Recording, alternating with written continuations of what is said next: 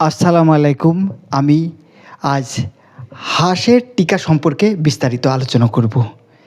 হাঁস আমাদের অর্থনৈতিক খাতে একটি গুরুত্বপূর্ণ ভূমিকা পালন করে, তাই আমরা অবশ্যই হাঁসের টিকা দিব।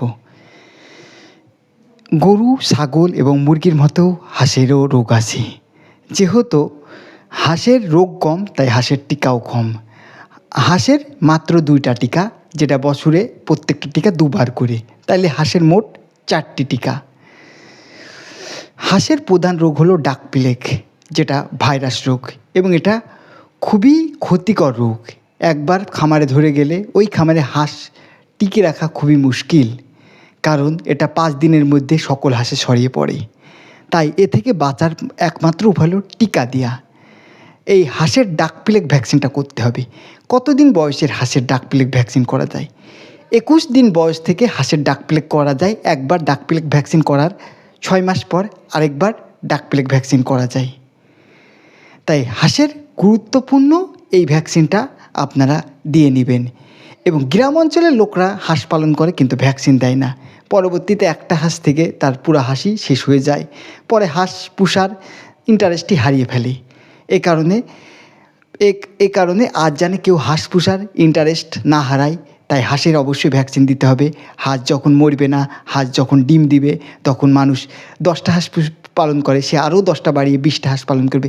এভাবেই সে খামারিতে পরিণত হবে এবং আমাদের অর্থনীতি আরও উন্নতি করবে। এবং অর্থনীতিতে আমাদের হাঁস খামারিরাও আরও অবদান রাখবে। তাই হাঁসের ডাক প্লেগ ভ্যাকসিন করতে হবে। এখন কোন রোগটা হলে ডাক প্লেগ রোগ হয়েছে আমরা বুঝবো। হাঁস নির্জীব হয়ে যাবে, হাঁস মাথা নিভাবে, হাঁসের ডিম দেওয়া কম হয়ে যাবে, হাঁসের পা প্যারালাইসিস হয়ে যাবে, হাঁস আর হাঁটতে পারবে না, হাঁসের মুখ দিয়ে তরল নিঃসৃত পদার্থ বের হবে। এইগুলো হলে আমরা জানবো হাঁসের ডাক প্লেগ রোগ হয়েছে। এখন ডাক প্লেগ রোগ হয়ে গেলে হাঁসের ৮০ থেকে ৯০%ই মৃত্যু হার বেড়ে যায়। তো সিপ্রোফ্লক্সিন বা ইনোরা 10 1 ml 2 লিটার পানিতে মিশিয়ে আমরা ৫-৭ দিন খাওয়ালে সুফল পাওয়া যেতে পারে। তো ভাইরাস রোগ, এ রোগের সুফল পাওয়া খুবই কঠিন। এছাড়া হাঁসের আরও একটি ভ্যাকসিন, যেটা হলো ডাক কলেরা। ডাক কলেরা হলো হাঁস লাল পায়খানা করে, সেই রোগ থেকে বাঁচার জন্য এই ভ্যাকসিনটা করতে হবে। এটাও ৬ মাস পর পর দিতে হয়। এই দুটো ভ্যাকসিন করলে হাঁসের রোগ হবে না, হাঁসের রোগ কমে যাবে। তাই আপনাদের অনুরোধ করা হচ্ছে, আমি ভেটেরিনারি ফিল্ড অ্যাসিস্ট্যান্ট, মেহেরপুর সদর হাসপাতাল। আমি আপনাদের অনুরোধ করছি, আপনাদের হাঁস একটি মূল্যবান সম্পদ। এই সম্পদ আপনাদের রক্ষার্থেই আমি অনুরোধ করছি, আপনারা সরকারি উপজেলা প্রাণী সম্পদ দপ্তর ও ভেটেরিনারি হাসপাতাল থেকে এই ভ্যাকসিনটা কিনে আপনারা নিজের এই হাঁসের ভ্যাকসিনটা দিবেন। হাঁসের ভ্যাকসিনটা দিবেন কিভাবে?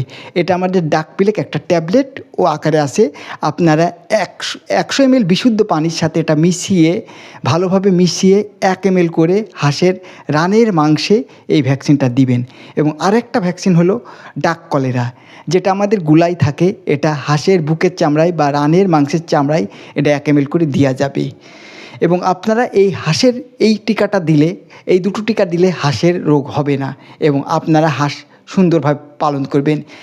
প্রত্যেকটা জিনিসের কিছু ভিটামিন খাওয়াতে হয়, হাঁসেরও ভিটামিন খাওয়াতে হয়। জিঙ্ক খাওয়ালে হাঁস দেখতে চকচকে হয়ে যাবে এবং হাঁসের ডিম পাড়ার হারও বেড়ে যাবে। তাই 1.5 মাস পর পর 1 ml 1 লিটার পানিতে জিঙ্ক আপনারা হাঁসের দেওয়া ভালো, এবং তাতে হাঁস সুন্দর দেখাবে এবং হাঁস স্বাস্থ্যবান দেখাবে।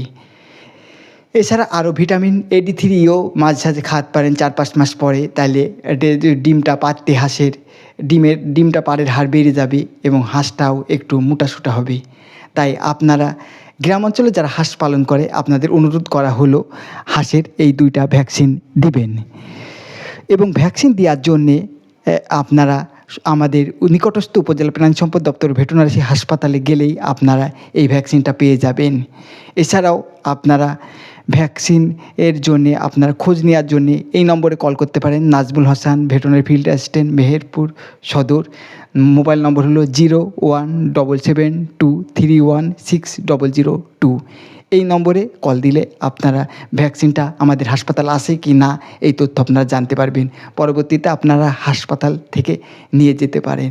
তাই হাঁস পালন করা যেহেতু সহজ, হাঁসের রোগ ব্যাধি যেহেতু সহজ, তাই আপনাদের অনুরোধ করা হলো এই 2টা ভ্যাকসিন আপনারা দিবেন।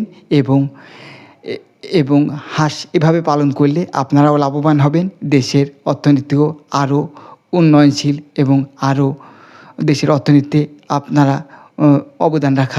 অবদান আরও বেশি করে রাখতে পারবেন। সবাইকে ধন্যবাদ। আসসালামু আলাইকুম।